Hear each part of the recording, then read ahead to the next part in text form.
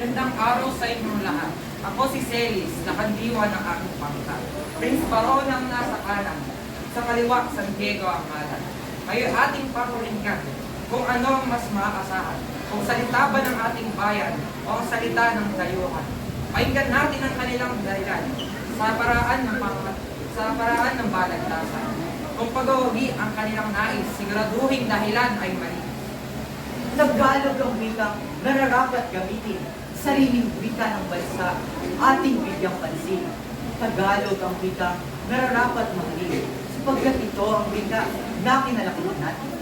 Hindi niyo ba ito'y naiiyak sa komunikasyon na hindi Tagalog ang wika? Magsilbing paalala sa inyo, tiyak ba na kayo'y mga Pilipino? Dayuhang mula sa iba't ibang bansa, ano ang kanilang ginagamit sa pag-uumulisa? Iba Ingles, ito ang pinakamahusay na tuntunin na kaiyong magagamit pag may dayuhan. Kaya sa simula at sandali, lingua franca o Ingles ang ating ginagamit sa larangan ng ham, literatura at edukasyon.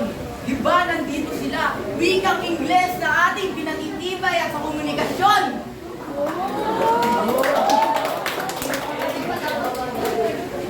Pareho kayong tama at may punto. Ang wikang Pilipino sa ating ito. Ngunit kung may dayo ang hindi maintindihan, ang wikang Ingles ang maaasahan.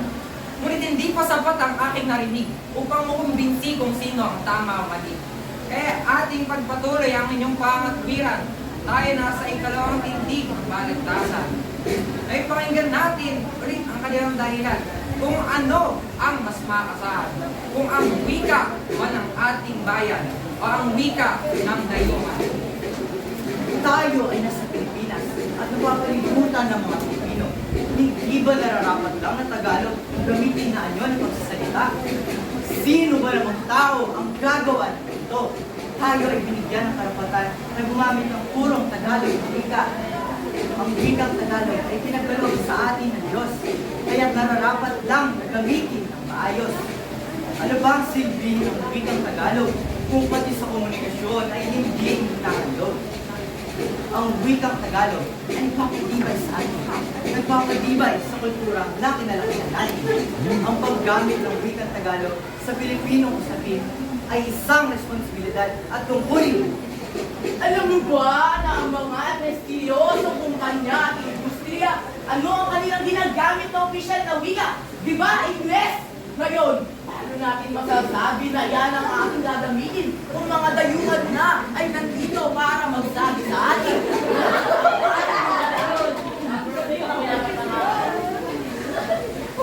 Gramatika at estruktura ng pangungusap nagbibigay ng mas mabisang komunikasyon dahil sa Ingles na ating sinasanayan. Ngayon, ikaw, bakit mo nasabi na Ingles ang hindi man lang masabi? Ngayon, sa katulayan mo na Tagalog ang dapat gamitin.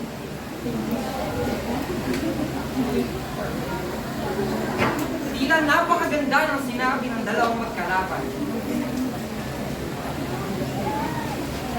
Dahil pareho silang may makapit na paninindigan.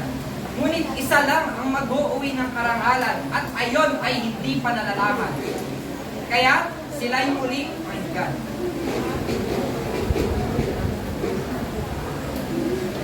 Ingles ang universal na tuntunin. Ngayon, pag tayo ay magsasanay, may mga paparating. Ngayon, at dahil tayo ay walang yadid, ito ang dapat ating tandain na ang Tagalog ay laging nariyan. Pero pagka ikaw ay pupunta sa ibang bansa, ano ang kailangan mong gamitin? Di ba, Ingles? Tama naman ang iyong mga sinabi. Ingles ang universal na lingwahe ng ating lahat.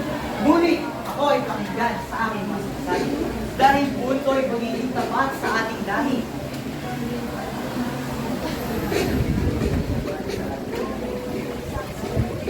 Ang wikang Tagalog ay may mataas na halaga sa ating lipunan. Hindi lamang isang paraan ng pagkakaligtasan, kundi isang mahalagang bahagi ng ating pagkakakilanlan at nagsisilbing koneksyon ng mamamayan. Mali siya sa nagsisilbing komunikasyon ng mamamayan dahil paano na kung ikay pupunta sa ibang mga bayan? Ano ang iyong magagamit na mabisang komunikasyon? Di ba, Ingles? na kung ikaw ba ay kung ikaw ba ay mapupunta dito magpakailanman. Di ba hindi? Dahil ikaw mismo. Sorry sa mga hindi na ating sinasabi. Ngayon, ganito, kung tayo'y aalis sa bansang tinatapakan, ano ang iyong magagamit na wika? May punto ang ibang sinabi. Ngunit sa Tagalog pa rin nakikipangapit. Tulad ng wika ng ating mga bayani, wikang Tagalog ay pahalagahan ng banhin. Diba, sinabi mo na wika ay dapat pahalagahan. Paano naman sa atin na ang wikang Ingles na naiiwan? Diba, sinabi ko sa iyo dati na ang wikang Ingles ay laging nariyan sa lahat ng bagay, sa lahat ng mga sa translasyon ng iba't ibang uri ng bagay. Gamitin ang Tagalog upang lumawak ang vocabulary upang paunlarin ang edukasyon ng bawat tao.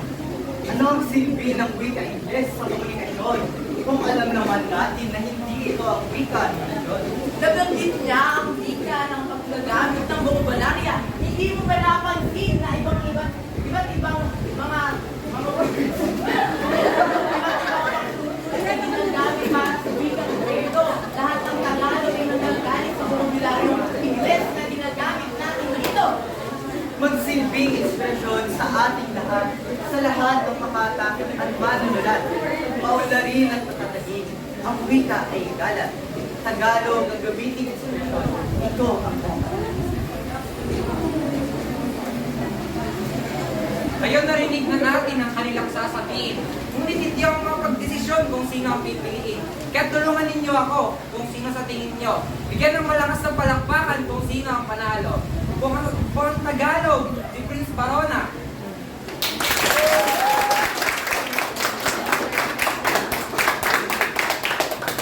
O ang Inglesero na si Lorenzo.